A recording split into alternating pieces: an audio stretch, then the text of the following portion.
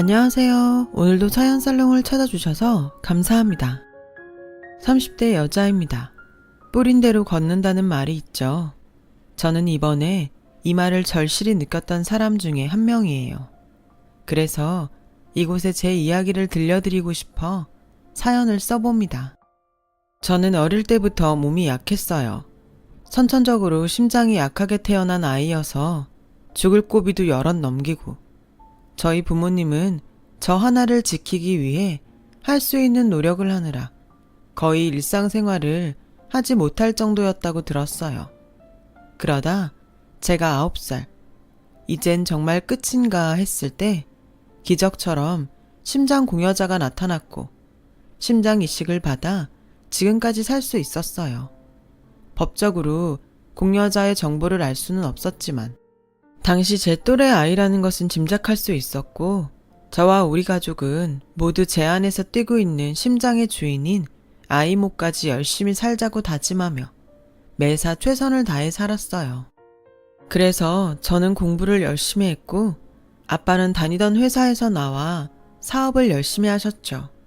엄마는 저와 아빠의 뒷바라지를 열심히 해주셨어요. 그렇게 행복하던 어느 날 제가 고등학교 2학년 때 엄마는 교통사고로 하늘나라로 가시게 되었어요. 셋이 살다가 둘이 된 현실은 너무나도 허전하고 슬펐지만 아빠는 어린 저를 위해 슬퍼도 참고 힘들어도 참으며 회사를 키워가셨어요. 저 역시 계속 엄마를 그리워하면 아빠가 슬퍼하실 것 같아 애써 밝은 척을 하며 살았고요.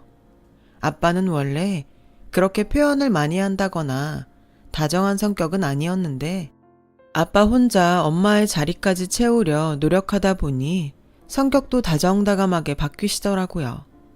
자기가 신경 쓰지 않으면 제가 엄마가 없다는 것이 티가 날까봐 그렇게 세심하게 저를 챙겼어요.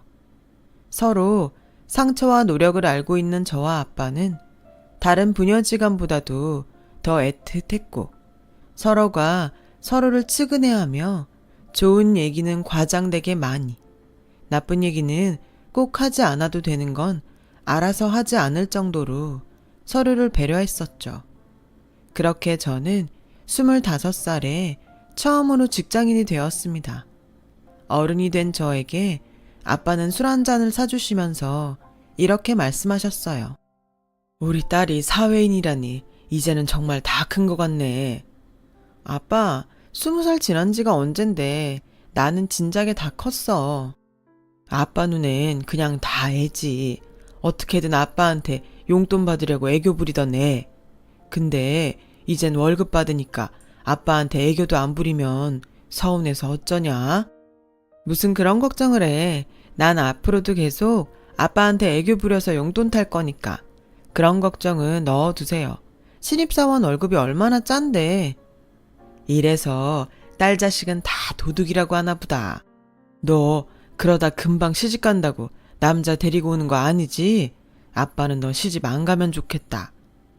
무슨 아빠가 그래. 다른 아빠들은 딸이 얼른 좋은 남자 만나서 시집 갔으면 좋겠다고 한다던데.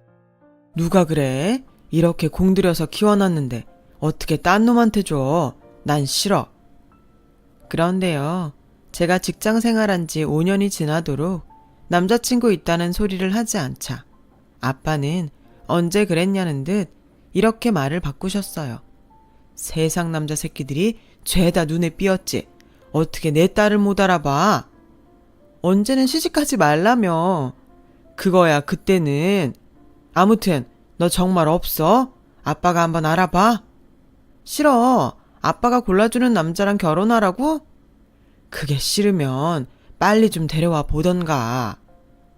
아빠는 자기가 그렇게 말하면서도 민망한지 말끝을 흐리셨어요. 사실 저는 만난 지 얼마 되지는 않았지만 남자친구가 있었고 타이밍 봐서 소개를 하려고 했는데 아빠가 저렇게 말하니 지금이 기회다 싶었어요.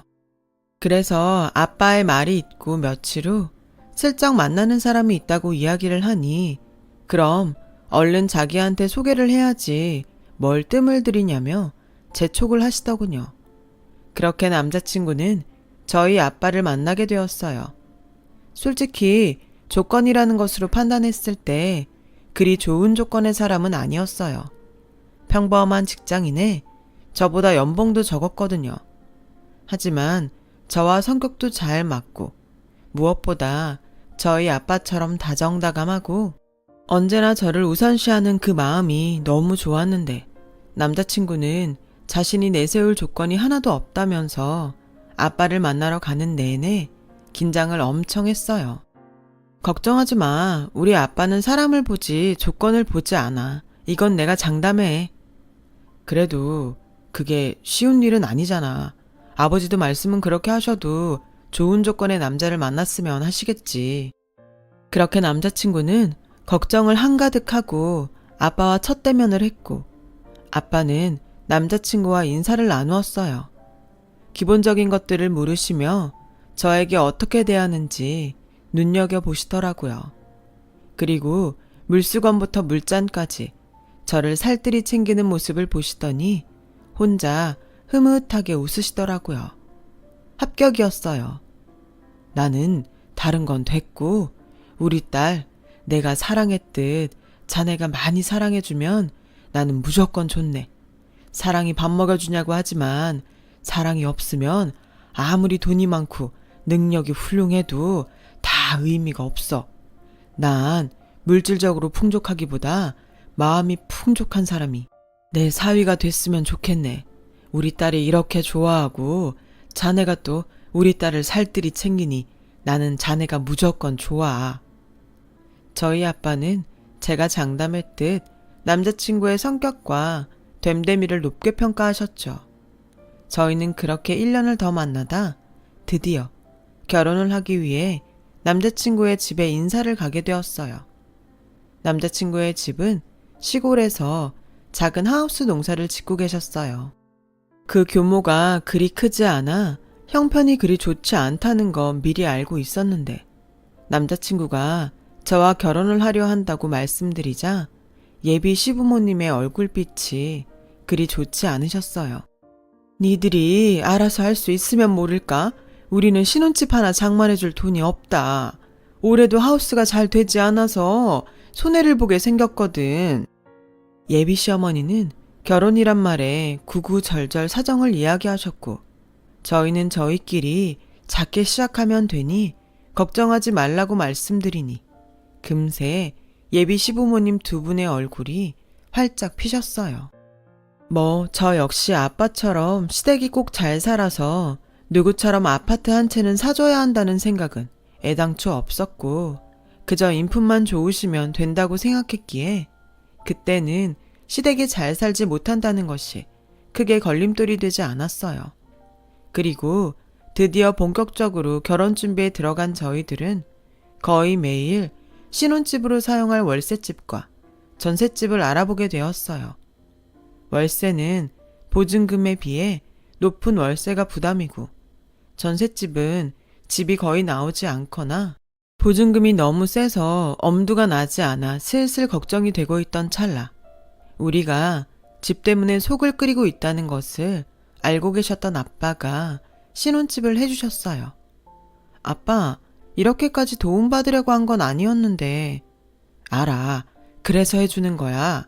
힘들면 아빠한테 손 벌릴 법도 한데 니들이 어떻게든 하려고 하는 모습이 기특해서 내가 해주고 싶어서 해주는 거니까 걱정하지 말고 들어가 살아. 장인어른 감사합니다. 제가 두고두고 이 은혜 보답하며 살겠습니다. 보답은 됐고 내 딸한테 두고두고 잘해. 나한테 보답한다고 생각하고 자네 내 딸 눈에 눈물 나게 하면 나 가만 안 있어. 당연하죠. 저 평생 성희한테 잘하고 살 겁니다. 그건 걱정하지 않으셔도 됩니다. 저희는 그렇게 아빠의 도움으로 신혼치고는 꽤 괜찮은 아파트에서 신혼을 시작할 수 있었어요. 아내 살림살이도 아빠가 혼수는 여자가 하는 거니 이왕 해주시는 거 다 해주시고 싶다고 하셔서 가구며 가전제품도 가장 좋은 걸로만 했고요.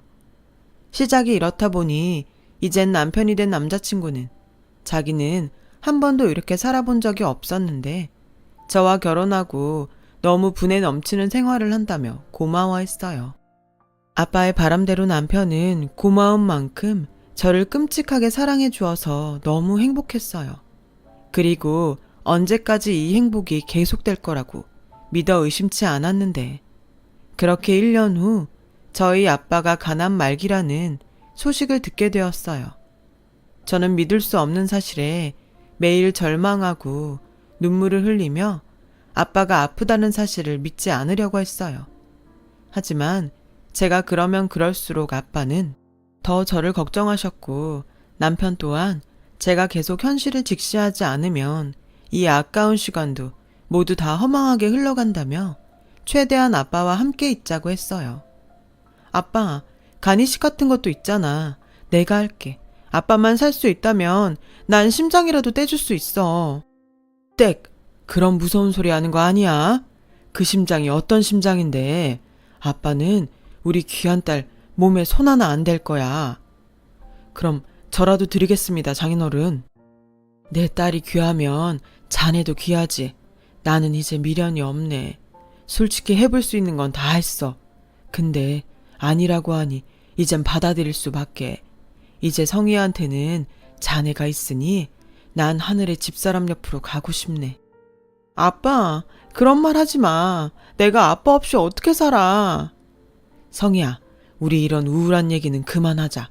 나중에 후회하지 않도록 아빠는 우리 딸이랑 사위랑 즐겁게만 있고 싶어. 저희 아빠는 그렇게 계속 괜찮다고, 오히려 이젠 편하다고만 말씀하셨는데, 저는 그 모습이 더 슬퍼서 집에 오면 남편의 품에 안겨 꺼이꺼이 울기만 했어요. 그 와중에 제가 남편에게 또 고마운 것이 있었는데요. 아빠가 병원에 입원하면서 아빠의 회사가 위기를 여럿맞이하게 됐고, 또 아빠의 건강이 좋지 않다는 소문이 업계에 돌면서 경영난을 겪게 되었거든요. 남편이 다니던 직장도 그만두고 아빠의 회사에 들어가 맨땅에 헤딩하듯 일일이 부딪히며 위기를 하나하나 해결해 나가 아빠의 걱정을 덜어드렸다는 사실이었어요. 딸인 저도 할 수 없는 일이기에 저 역시 아빠 못지않게 남편에게 고마움을 느끼게 됐어요. 역시 내가 사람을 아주 잘 봤다는 생각과 동시에 남편이 있어 든든하다는 생각도 들었죠. 그렇게 6개월 후, 호전까지는 아니어도 그럭저럭 버텨나가던 아빠의 병세는 급격히 나빠지기 시작하셨어요. 얼굴이 까맣게 변하고 복수가 차기 시작하며 저는 원하지 않았지만 아빠와 이별을 준비해야 했어요. 그리고 어느 날 엄마가 너무 보고 싶다고 말씀하시던 저녁, 아빠는 저와 남편에게 영원한 안녕을 고하셨어요. 아주 편안한 얼굴로요. 저는 그동안 마음의 준비도 하고 나름 무너지지 않으려 대비를 했지만 아빠의 마지막을 맞이하는 순간은 그런 것들이 모두 무의미하게 무너져 버렸죠. 급기야 기절해 버렸는데요.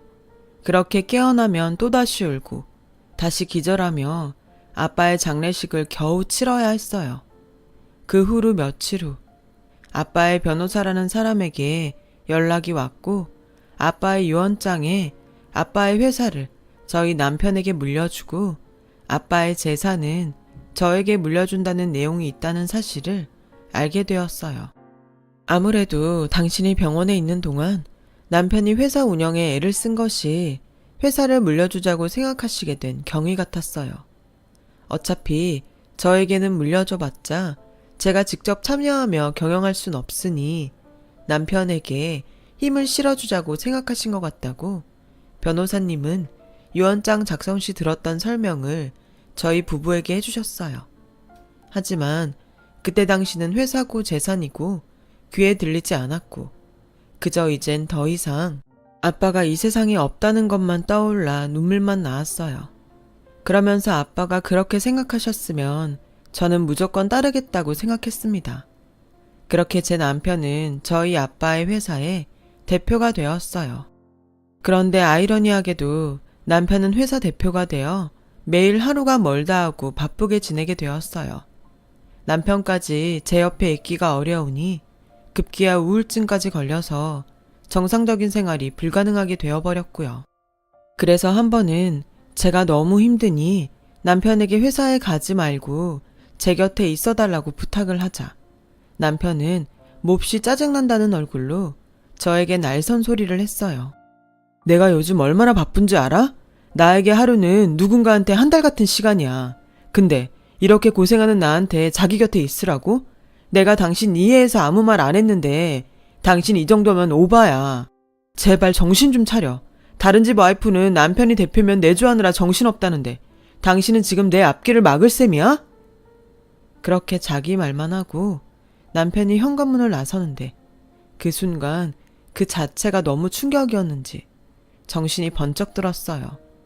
그 회사가 누구 거였는데 저 사람이 저에게 자기 앞을 막을 거냐고 화를 내다니 저는 어이가 없었어요. 하지만 이내 평상시 자상하고 좋은 사람이기에 그래 자기도 지금 회사 운영하느라 정신이 없어서 그런가 보지. 그렇게까지 얘기한 거 아마 지금은 후회하고 있을 거야. 라고 생각하며 스스로 합리화했어요. 그 일을 시작으로 남편은 다른 사람이 되었어요. 자기 주말에는 쉬지. 우리 모처럼 교회로 나갔다 올까? 한가한 소리 하네. 당신은 회사 운영하는 게 쉬는 날이 있을 것 같아? 모르면 가만히나 있어. 가뜩이나 정신없어 죽겠는데 왜 당신까지 나한테 스트레스를 주니? 회사 사람들도 나한테 장인이 꽂아준 낙하산이라고 얼마나 뒷말하는지 알아? 난 그런 편견 속에서 어떻게든 회사 키워보겠다고 애를 쓰는 사람이라고. 내가 이러니 퇴근하고 집에 오기가 싫다. 제가 그런 걸 모르나요? 그래도 저는 남편 머리도 식히고 다시금 잘 지내보려고 했던 말이었거든요. 되려 남편이 그런 소리를 듣고 이 사람이 정말 내 남편이 맞는지 의심스러웠어요. 연애할 때도 결혼하고 나서도 그렇게 제가 우선이었던 사람이었는데 회사 대표가 되고 나서부터 걸핏하면 저에게 짜증을 내고 화를 내는 사람이 되어버렸죠. 그 후 남편과 저는 심리적으로 거리가 생겼어요. 하지만 남편은 아랑곳하지 않고 오히려 제가 말을 하지 않자 편하다는 듯 저에게 아무 말도 걸지 않더라고요. 늦은 퇴근에 그저 집에만 오면 업무인지 뭔지 모르지만 핸드폰만 붙들고 새벽까지 있다가 그대로 소파에서 잠드는 일이 부지기수였어요. 상황은 계속 이렇게 좋아질 기미가 보이지 않고 저는 참는 것에 이제는 한계를 느껴 그날은 아주 작정을 하고 남편을 기다렸어요. 싸움이라도 걸어서 남편의 속내를 알아보려고 했거든요. 그리고 남편이 12시가 되어갈 즈음 집으로 돌아와 또 핸드폰만 붙들고 있길래 저는 기다렸다는 듯 남편에게 쏘아붙였어요. 당신 요즘 진짜 이상해. 맨날 늦고 핸드폰만 보고 혹시 나 몰래 바람 피우니? 당신 말대로 내가 아빠 돌아가시고 우울증 걸리고 당신 힘든데 100번 이해 못했다고 치자. 근데 당신 변해도 너무 변한 거 아니니? 분명 이유가 있을 거잖아. 나 오늘은 그 이유를 알아야겠어. 한가해? 심심하냐? 이 시간에 사람이 퇴근하고 왔으면 나를 좀 안쓰럽게 봐줄 수 없어? 힘들게 일하고 온 사람한테 시비 걸고 싶냐고. 이유? 네가 지금 이러는 게 이유다. 사람 얼마나 질게 하는 줄 알아? 언제까지 나한테 대접받을 건데? 넌 공주고 난 뭐 머슴이냐? 계속 이럴 거면 차라리 이혼해. 진짜 사람 짜증나게 굴어. 이쯤이면 제가 알던 예전이 거짓인지 지금이 거짓인지 저는 분간이 되지 않았어요. 이젠 아빠도 없는데 남편까지 이혼하자고 하니까 정말 세상에 의지할 곳이 하나도 없더라고요.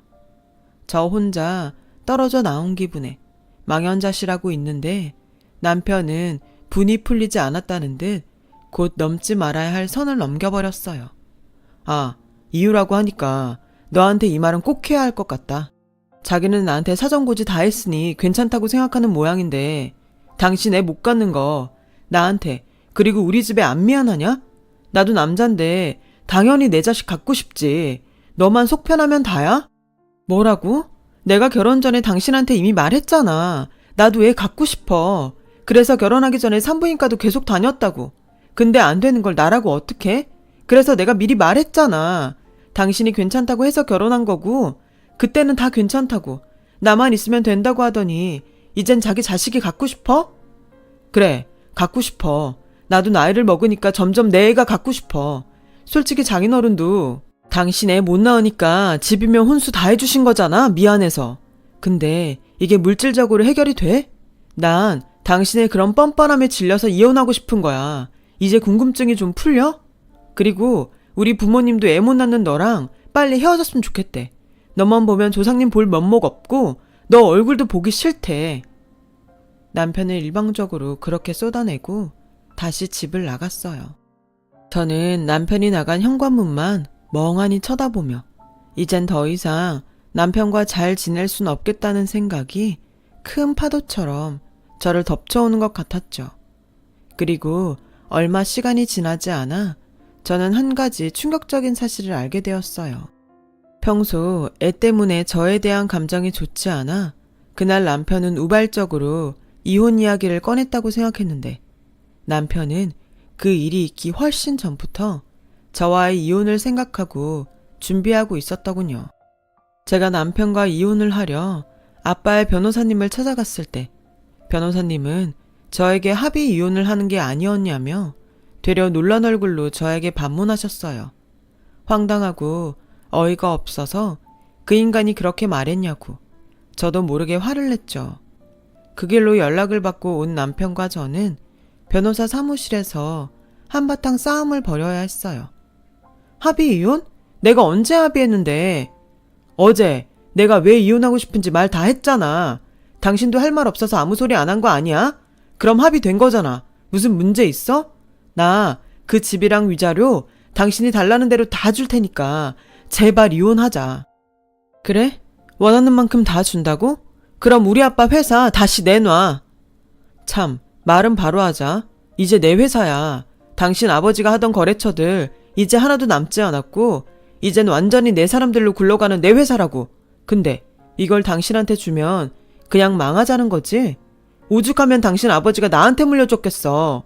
능력 없는 자기 딸한테 줘봤자 망할 거라는 걸 아셨던 거지. 그냥 돈이나 챙겨.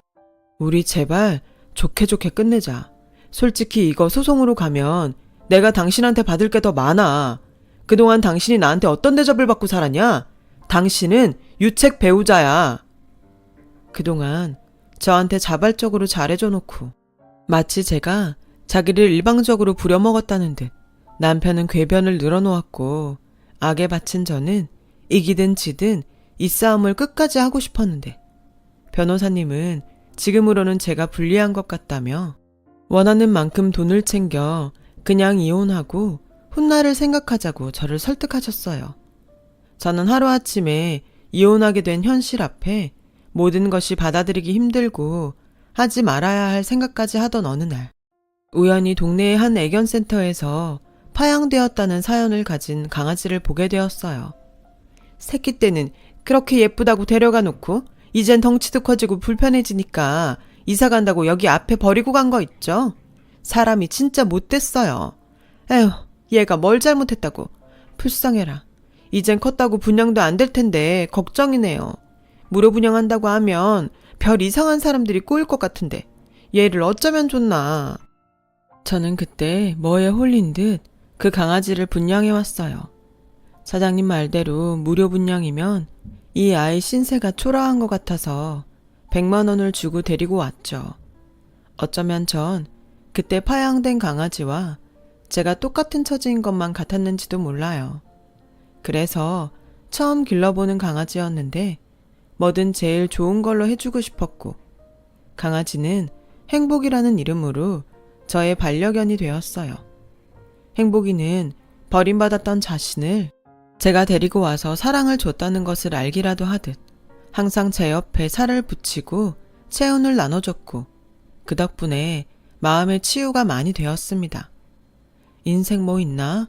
괜히 쓸데없는 에너지 버리지 말고 아닌 건 잊고 앞으로를 위해 살자는 결심을 하게 되었어요. 그래서 저는 남편에게 10억이라는 돈을 합의 이혼 조건으로 받았고 그 후 제 앞날을 위해 공부하고 자격증도 따며 반려견 행복이와 오로지 행복하기 위해 노력하고 살고 있었어요. 그렇게 5년이 넘어가는 어느 날, 정말 신기한 일을 겪게 되었는데요. 애견센터에서 갑자기 연락이 와서 급히 행복이를 데리고 센터로 갔는데 행복이와 꼭 닮은, 하지만 많이 노쇠해 보이는 강아지가 저희를 기다리고 있었어요. 이름이 행복이라고? 내가 너 파양됐다는 소식을 듣고 얼마나 놀랐는지 몰라. 근데 지금 보니까 오히려 다행이네. 좋은 주인을 만나서 정말 잘 됐다.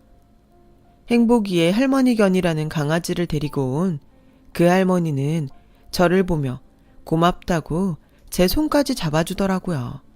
어쩐 일인지 행복이 할머니라는 강아지는 처음 보는 저에게 다가와 자기 몸을 비비며 친근함을 표시했어요.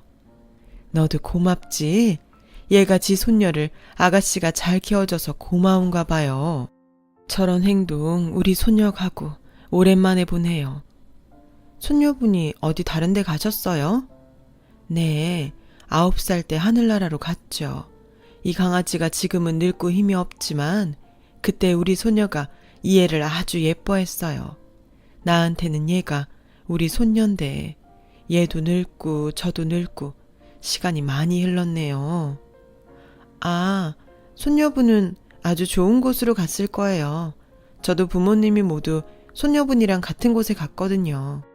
근데 아주 좋은 곳에 간 것 같은 기분이 들어요. 나도 그래요. 마지막까지 새로운 생명을 주고 갔으니 어딘가에서 살고 있다는 기분도 들어요. 우리 손녀는 가고 없지만 우리 손녀의 심장은 어딘가에서 뛰고 있을 거거든요. 처음엔 반대했는데 지금은 아주 잘한 것 같아요. 네? 손녀분이 혹시 심장을 기증하셨나요? 그 후 저는 할머니에게 더는 묻지 않았어요. 어쩌면 그 심장이 제 안에서 뛰고 있을지도 모른다는 생각은 들었지만 그 이상은 서로 모르는 것이 낫겠다는 생각이 들었어요. 하지만 제 몸에 부비는 노견 아이를 보며 심장이 쿵 하고 내려앉는 기분이 드는 것이 서로가 서로를 알아본 것이 아닌가 하는 생각이 들었죠. 저는 그 뒤 행복이를 더욱 저에게 온 운명의 아이라 여기며 끝까지 함께하겠다고 다짐을 했어요. 그리고 마침내 작지만 제 사업을 시작했어요. 말이 사업이지 사회사업을 하는 거라. 이익보단 공익이 더 많은 회사였는데 저 역시 누군가의 희생으로 여기까지 왔으니 앞으로의 삶은 제가 누군가의 행복을 위해서 살면 좋겠다고 생각했고 다행히 아빠에게 받은 그리고 전남편에게 받은 돈이 있으니 거침없이 사업을 전개해 갔어요. 누군가는 뭐 때문에 자기 돈까지 써가며 그런 사업을 하냐고 묻기도 했지만 누군가를 돕기 위한 일을 한다는 건 생각보다 얻는 것이 많다는 것을 어떤 사람들은 알지 못할 거예요. 그런데 이런 와중에 저에겐 뜻밖의 일이 또 벌어졌는데요. 그날은 모처럼 꿀같은 휴가를 맞아 행복이와 한참 늘어지게 자고 있었어요. 모르는 번호로 전화 한 통이 걸려왔고 워낙 사업 때문에 전화 오는 일이 많아 무심코 전화를 받으니 다신 듣고 싶지 않았던 사람의 목소리가 제 온 정신을 깨웠어요. 나야, 잘 지내? 내 번호 어떻게 알았어? 그리고 나한테 그런 말 하지 마. 소름 끼치니까. 미안해. 내가 하나부터 10까지, 아니 100까지 다 잘못했어. 그때는 내가 제정신이 아니었어. 그래, 그때 당신 정말 제정신이 아니더라. 해도 될 일인지 하면 안 되는 일인지도 모르는 당신 보고 난 진작부터 알았어. 나 할 말이 아주 많아. 나도 당했어. 속았다고. 그래서 정신이 번쩍 났는데 당신밖에는 아무 생각이 안 나더라. 우리 얼굴 보고 얘기하면 안 될까? 안 돼. 난 당신 얼굴 앞으로 살면서 다시는 보고 싶지 않아. 당신한테 일어나는 일 나는 하나도 궁금하지 않고 어떤 말도 듣고 싶지 않아. 끊을게. 그럼 진짜 미안한데 내가 이혼할 때 당신한테 준 10억 돌려줘.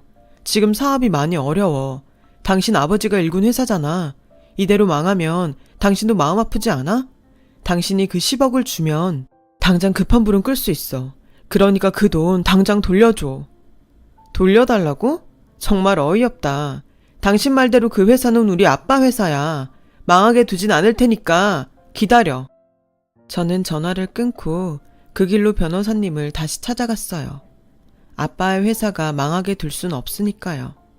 그래서 제가 직접 아빠의 회사를 인수하고 싶다고 했고, 그 사이 변호사님은 남편이 저와 이혼 후 재혼한 사업 파트너이자 여자한테 사기를 된통당해 회사 자금에 손을 댔다는 사실을 알았다며 그 인간을 회사에서 몰아낼 수 있다고 하셨어요. 저는 얼마의 시간이든 돈이든 상관없으니 그 인간에게서 아빠의 회사를 되찾아올 방법을 찾아달라고 했습니다.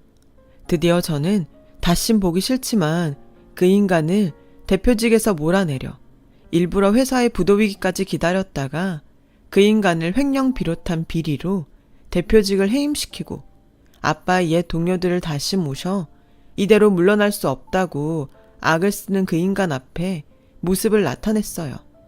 당신 일부러 나 엿먹이라고 작당한 거지? 작당? 자기가 자기 발로 회사 돈에 손대고 거짓 계약에 페이퍼 컴퍼니까지 하지 말라는 짓만 골라서 해놨으면서 지금 나한테 그게 할 소리야?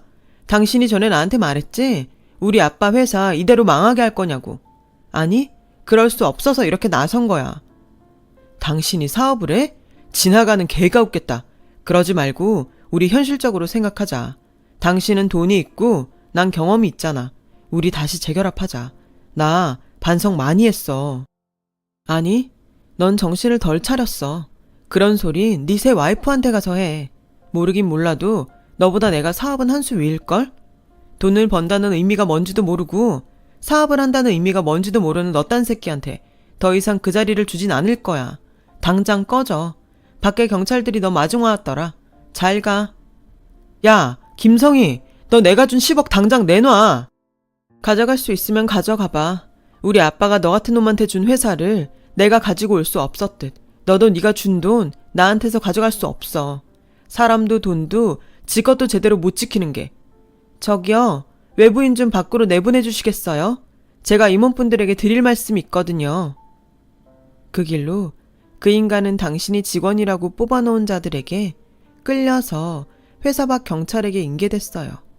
듣자 하니 그 인간은 재혼했던 여자에게 개인 신용대출까지 최대 한도까지 땡겨져 변호사도 선임하지 못할 정도로 빈털터리라고 하던데 이쯤 되니 뿌린 대로 걷는다는 옛말이 맞다는 생각까지 들었어요.